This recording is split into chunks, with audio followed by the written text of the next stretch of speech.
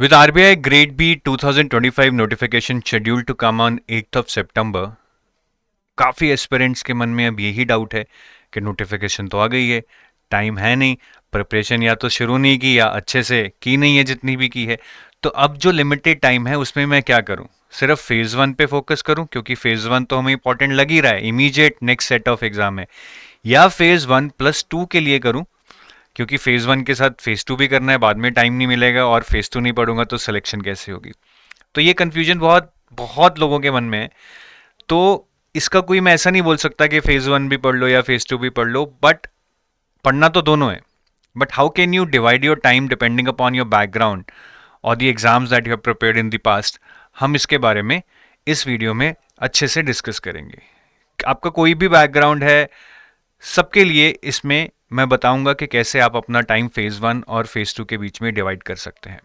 Before I go ahead, I want to tell you that we are running massive discounts on the courses for regulatory bodies.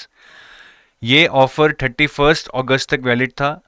Since the notification is out, we have extended this offer from 1st September to 3rd September. Now 3 दिन के लिए और extend किया गया है. We are offering flat 74% off on all our courses for regulatory bodies, and the code you can use is September 74.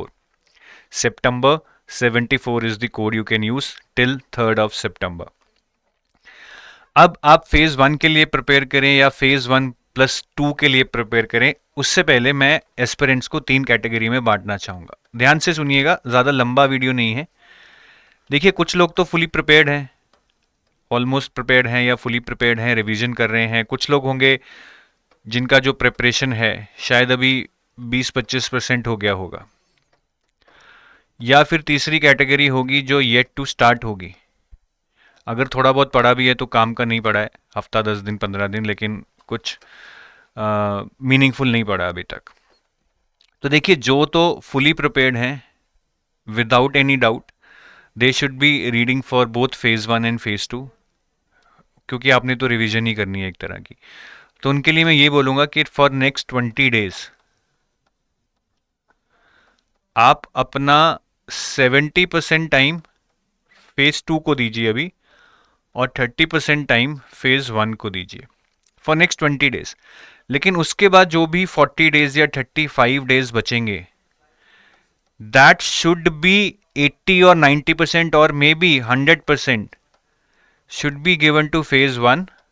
ठीक है, अगर थोड़ा और टाइम आपको देना है फेज टू को तो आप दे सकते हैं, बट इसको आपने कॉम्प्रोमाइज नहीं करना है. और जो लोग येट टू स्टार्ट हैं, I think they need to have realistic expectations. अगर आप येट टू स्टार्ट हैं और आपका कोई बैकग्राउंड भी नहीं है कॉम्पिटिटिव एग्जाम्स की प्रिपरेशन में, ना ही यूपीएससी में, ना ही बैंकिंग में, ना ही कैट वगैरह में, तो आपको एक रियलिस्टिक एक्सपेक्टेशन सेट करनी पड़ेगी. ऑब्जेक्टिव आपके दिमाग में बहुत क्लियर रखना पड़ेगा कि आप ये एग्ज़ाम अगर ये सोच के दे रहे हैं कि बस मुझे क्लियर ही करना है तभी मैं दूंगा, then that is not the right objective. The objective should be to start preparing, learn along the process, and try my best in this year. If not able to clear, which is a very probabilistic situation, then it will at least help me have a good learning for the next year, and I will have a good base for the next year. अगर आप ये objective लेके चलेंगे तभी आपको मैं बोल सकता हूं कि आप सिर्फ फेज वन की प्रिपरेशन पे फोकस कीजिए, फेज टू को अभी मत देखिए. और अगर आप सिर्फ इसकी प्रिपरेशन पे फोकस कर रहे हैं तो कहीं ना कहीं आपका ऑब्जेक्टिव शायद सिलेक्शन नहीं हो सकता, क्योंकि फिर बाद में जाके फेज टू करना बहुत मुश्किल हो जाएगा. जिन लोगों का प्रेप 20-25% पूरा हो गया, I think these are the ones who are really confused कि अब करें क्या, क्योंकि ना तो मैंने फेज वन अच्छे से किया है ना फेज टू अच्छे से किया है, सब थोड़ा थोड़ा सा शायद एक एक दो दो चैप्टर करके चीज़ें छोड़ रखी हैं. अब इनको क्या करना चाहिए, तो इनको देखते हैं क्या करना चाहिए. देखिए, अब आपके दिमाग में कंफ्यूजन यही होगा, पहले लग रहा होगा कि यार फेज वन ज़्यादा रिस्की है, 99.5% लोग तो फेज वन में ही उड़ जाएंगे, कुछ ही लोग फेज टू के लिए क्वालिफाई होंगे. So let me just focus on phase one. बिल्कुल सही थॉट है एक तरह से, but again depends upon what is your objective. मैं एज्यूम कर रहा हूं कि आपको सिलेक्शन लेनी है, तो अगर आपको सिलेक्शन लेनी है then this is not the right way, क्योंकि फेज टू में भी आप जानते हैं कि करंट अफेयर्स बहुत वास्ट आते हैं, फेज वन के तो आप फिर भी कर लेंगे, लेकिन करंट अफेयर्स के लिए you would have to dig deep. ठीक है, डिस्क्रिप्टिव पेपर की अलग एक पहचान है, एक अलग चैलेंजेस हैं जो आपको करने पड़ेंगे। Finance can be little risky कि आप उसको एंड तक छोड़ें। ठीक है, फिर मैनेजमेंट भी काफ़ी थ्योरेटिकल है जिसको टाइम लगता है पढ़ने में। तो फेज टू ऐसा नहीं है कि बाद में सिर्फ बोल देंगे कि बाद में कर लेंगे, हो सकता है, बट उसको एंड तक छोड़ना at this point in time is not the right strategy. तो भले ही आपके मन में आ रहा है कि अभी फेज वन पे फोकस कर लेता हूँ, मेन जनता तो यहीं रुड़ने वाली है, एटलीस्ट मैं ये तो क्लियर कर लूँ, बट इसको कौन देखेगा? और अगर इसको नहीं देखोगे तो ये क्लियर भी कर लिया, ये अगर क्लियर भी कर लिया, एट द एंड आपको फिर यही रिग्रेट होगा कि यार सिलेक्शन तो नहीं हुआ, फेज वन क्लियर करके मज़ा तो आया बट मिला क्या? कुछ नहीं। शायद तभी तैयारी कर लेता थोड़ी बहुत फेज टू की, तो जो फेज टू में मैं 10-12-15 नंबर से रह गया, शायद वो सिलेक्शन मिल जाता।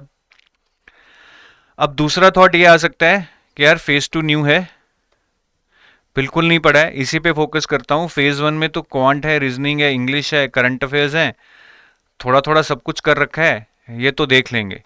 ये अप्रोच भी रिस्की है, क्योंकि यहाँ पे भले ही ये न्यू है, हमें इस पे फोकस करना है, ये चीज़ें पढ़नी है, शायद फर्स्ट टाइम पढ़नी है, बट क्वांट, रीजनिंग, इंग्लिश को ये सोच के हल्के में लेना कि ये तो थोड़ा बहुत कर रखा है, बाकी एग्जाम्स में भी पढ़ रखा है, नहीं।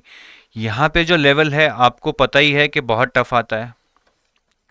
नॉर्मलाइजेशन की अलग मार पड़ती है। अब पेपर का पता नहीं क्या लेवल, एक शिफ्ट में आसान आ जाएगा, एक में मुश्किल आ जाएगा। कट ऑफ पिछली बार सेक्शनल कट ऑफ 7.5% गई है, क्वांट में कितने नंबर, 25% गई है, मतलब 7.5 नंबर क्वांट में, और रीजनिंग में 15 नंबर। ये कोई बड़ी बात नहीं है, इस साल ये बढ़ के 9 हो जाए और ये बढ़ के 18 हो जाए, मतलब 30% की ब्रैकेट में सेक्शनल कट ऑफ पहुंच जाए। तो दोनों ही थॉट खतरनाक हैं। अल्टीमेटली हमें बैलेंस्ड अप्रोच ही चाहिए। क्या चाहिए हमें? बैलेंस्ड अप्रोच चाहिए। और ये बैलेंस्ड अप्रोच आएगी कैसे? ये बैलेंस्ड अप्रोच यूज करके मुझे पढ़ना कैसे है, वो बेसिकली डिपेंड करेगा आपके बैकग्राउंड पे। किस पे डिपेंड करेगा? आपके बैकग्राउंड पे। आपका बैकग्राउंड क्या है, आप पहले किस एग्जाम की तैयारी कर चुके हैं, या ग्रेजुएशन में आप क्या पढ़ चुके हैं। तो मैं बैकग्राउंड के बेस पे कुछ सिनेरियोज बताऊंगा, और उसके बेस पे मैं आपको फोकस एरियाज बताऊंगा कि कैसे कैसे आपको करना है। तो देखिए, पहला बैकग्राउंड मैं लूंगा वो जो लोग बैंकिंग की प्रिपरेशन कर रहे हैं या बैंकिंग में जॉब कर रहे हैं और हाल ही में प्रिपरेशन की थी मेंस लेवल की। यहाँ पे मैं IBPS PO, SBI PO mains level की प्रिपरेशन की बात कर रहा हूँ। तो अगर मैं इनका टाइम बांटूं कि आपको फेज वन और फेज टू में कैसे टाइम डिवाइड करना है, तो मेरे हिसाब से इनको 50% टाइम यहाँ देना चाहिए और 50% टाइम यहाँ देना चाहिए फेज टू में। फेज वन आपका ऑलमोस्ट प्रिपेयर्ड होगा। अगर बहुत अच्छी तैयारी है तो आप इसको कम कर कर 40 भी कर सकते हैं। लेकिन यहाँ पे जो करंट अफेयर्स है ना, भले ही आपने बैंकिंग की तैयारी कर रखी होगी, लेकिन करंट अफेयर्स आरबीआई में बहुत अलग आते हैं। यहाँ पे आरबीआई नोटिफिकेशंस का वेटेज ही 20 मार्क्स है। फाइनेंस करंट अफेयर्स आएंगे, फिर स्कीम्स और रिपोर्ट्स डेप्थ में आएंगे। तो आप अपने बैंकिंग वाले करंट अफेयर्स पे मत निर्भर रहिएगा कि मैं अपनी वो वाली मैगजीन पढ़ के ही आरबीआई देने चला जाऊंगा, उससे नहीं होगा। तो इसीलिए मैंने इसको, हालांकि आपका बैंकिंग बैकग्राउंड है, इसको 50% रखा है। आप इसको कम करके 40 ज़रूर कर सकते हैं, बट उससे कम नहीं। और फेज टू में मेरे हिसाब से जो आपको फोकस करना चाहिए, देखिए एफएम पे फोकस कर लीजिए और डिस्क्रिप्टिव राइटिंग पे। ईएसआई पे अभी मैं नहीं बोलूँगा, बिकॉज एफएम को पूरा करना और डिस्क्रिप्टिव राइटिंग की प्रैक्टिस करना वो भी अपने आप में एक बहुत बड़ा टास्क होने वाला है। फिर आता है, अगर आपका यूपीएससी बैकग्राउंड है तो देखिए फेज टू में आपको बहुत कम टाइम देना चाहिए, क्योंकि ईएसआई आपका प्रिपेयर्ड है, फाइनेंस में भी काफ़ी टॉपिक्स आपके प्रिपेयर्ड हैं, मैनेजमेंट आपके लिए नया होगा, ऐसे राइटिंग, कॉम्प्रिहेंशन, ये भी सब आपने, इंग्लिश की प्रिपरेशन भी काफ़ी हद तक कर रखी है, करंट अफेयर्स भी काफ़ी हद तक पढ़ रखे हैं। तो फेज टू के लिए मैं तो बोलूँगा यहाँ पे आप 25% टाइम भी देंगे तो बहुत है, 30% दे लीजिए। मेन टारगेट हमारा एफएम होगा। डिस्क्रिप्टिव राइटिंग भी आपको आती है, बस डिस्क्रिप्टिव राइटिंग आप करेंगे तो ऑनलाइन में हफ्ते में 1 2 3 आंसर प्रैक्टिस कीजिए, that should be more than sufficient.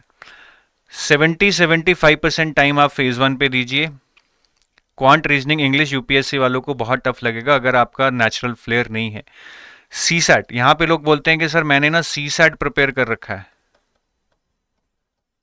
देखिए इट्स गुड, सी सैट आपने प्रिपेयर कर रखा है तो आपका बैकग्राउंड अच्छा होगा, बेसिक्स अच्छे होंगे, बट आप एक बार आरबीआई के क्वेश्चंस देख लीजिए क्वांट रीजनिंग में किस तरह के आ रहे हैं, you will understand the difference कि ये सी सैट से कैसे अलग है। तो यहाँ पे हमें क्यूआरई पे बहुत फोकस करना है। साथ में करंट अफेयर्स, अगर आप यूपीएससी और इसमें देखेंगे करंट अफेयर्स में काफ़ी फ़र्क है। यहाँ पे आपको, हालांकि शायद न्यूज़ वही होंगी जो आपने वहाँ पढ़ रखी होंगी, लेकिन एक फैक्चुअल एंगल से दोबारा से चीज़ों को देखना पड़ेगा। किस एंगल से? फैक्चुअल एंगल से, क्योंकि एग्जाम में क्वेश्चंस फैक्चुअल ही आ रहे हैं। अगर आपका बैकग्राउंड है एसएससी या कैट वाला, आपने एमबीए वगैरह की तैयारी कर रखी है, तो फेज 1 में हालांकि आपने क्वांट रीजनिंग इंग्लिश पढ़ रखा होगा, बट एसएससी का लेवल आरबीआई से बहुत ज़्यादा कम है। तो मैं बोलूँगा it's almost as good as starting as new, बस आपके बेसिक्स क्लियर हैं। कैट में हाँ थोड़ा आपको ये है कि आपने प्रिपरेशन कर रखी है, बट हेयर ऑल्सो आरबीआई में जो क्वांट रीजनिंग आता है वो काफ़ी अलग है।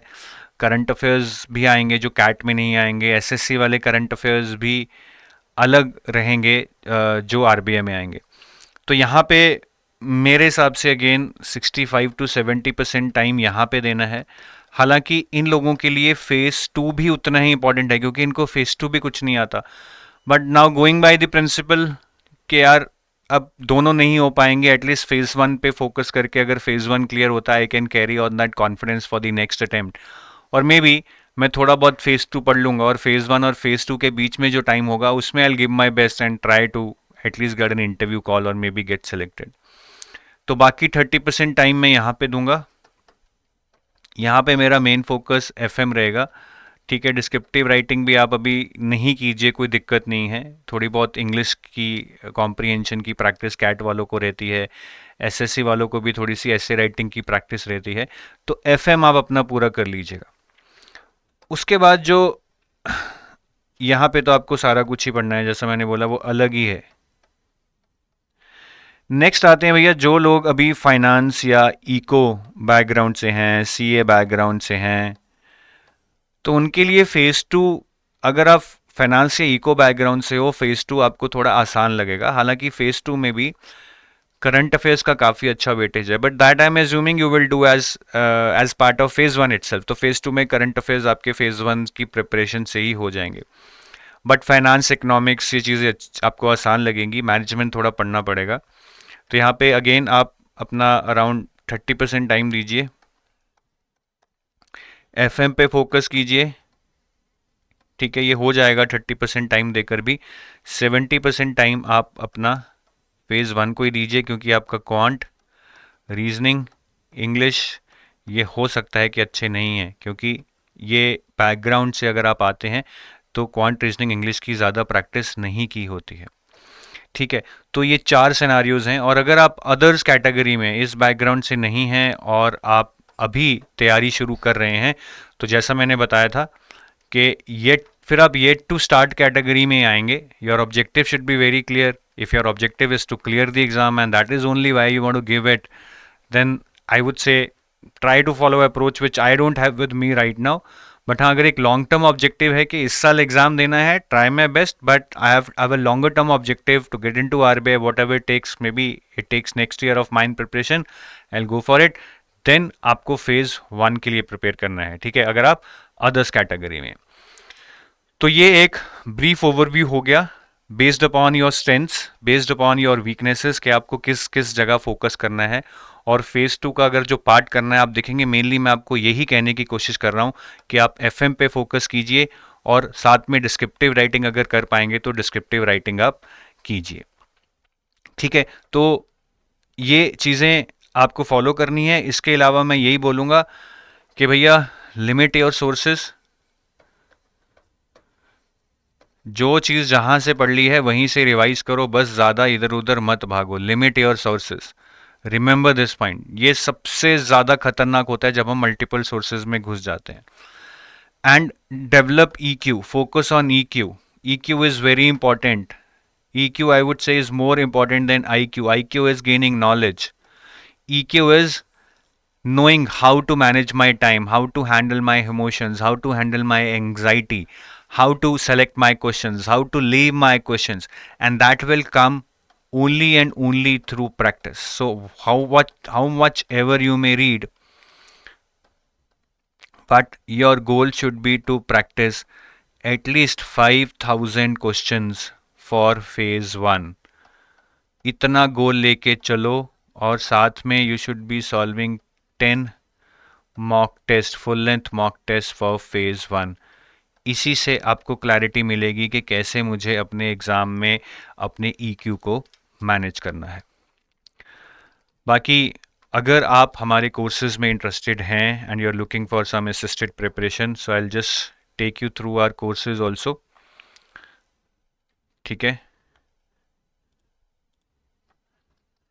तो आप हमारी वेबसाइट edutab.in पे जाइए, select under courses RBI grade B courses, and here you can also see what I told you, that we are running 74% off. The code is September 74. This is valid till 3rd of September. So for RBI we have gold course, which is a complete course for phase 1 plus 2 plus interview. We have a silver course which is for phase 2 and interview. Quant reasoning English of phase 1 will not be here, but current affairs of phase 1, since they overlap with phase 2, will also be available in the silver course. बाकी test series है. अगर आप self preparation कर रहे हैं, आप चाहते हैं कि चैप्टर वाइज टेस्ट मिल जाएं, सेक्शनल टेस्ट मिल जाएं, फुल लेंथ मॉक टेस्ट मिल जाएं, फेज़ 1 के, फेज़ 2 के 10 मिलेंगे फेज़ 1 के, और 5 FM के, 5 ESI के, 5 डिस्क्रिप्टिव इंग्लिश के. डिस्क्रिप्टिव टेस्ट जो हैं इसमें वो आपके वैल्यूएट भी होंगे, फीडबैक भी दी जाएगी. तो this is the test series for you. इसमें मोर देन 10,000 क्वेश्चंस आपको मिल जाएंगे फॉर फेज़ 1 एंड 2 कंबाइंड. और अगर आप बैंकिंग के साथ प्रिपेयर कर रहे हैं RBI की, तो आप RBI प्लस बैंक महापैक लिख सकते हैं. बैंक महापैक में आपको IBPS PO clerk, SBI PO clerk, RRB PO clerk, इनका भी कोर्स मटेरियल मिलेगा. और अगर आप RBI के साथ और भी एग्जाम्स की तैयारी करना चाहते हैं, क्योंकि अभी इफ्स का, नबार्ड और इरडाई ये भी आ सकते हैं. इसका तो बहुत जल्द आने वाला है. नबार्ड इरडाई भी वी आर एक्सपेक्टिंग के अगले 40-50-60 दिन में आने चाहिए. Then you can go for combo courses. So combo courses help you save money. तो आप इसमें से कोई भी combination RBI IRDAI, RBI NABARD IRDAI, you can choose for your preparation. So that's it from my side. Thank you. Have a nice day. Bye bye.